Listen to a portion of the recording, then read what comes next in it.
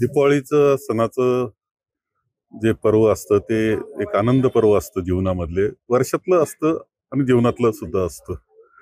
आणि म्हणून ते आनंदानंच आपण तो कालखंड आपण साजरा केला पाहिजे या मताचा मी कायम आहे. खूप चांगल्या पद्धतीनं दिवाळी यावर्षी इथे या विभागात आमच्या शेतकऱ्यांची आणि सर्व व्यापाऱ्यांची सर्वांची झालेली आहे.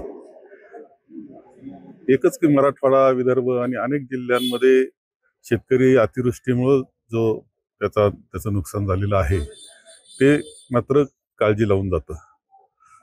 आज भाऊबीज आहे.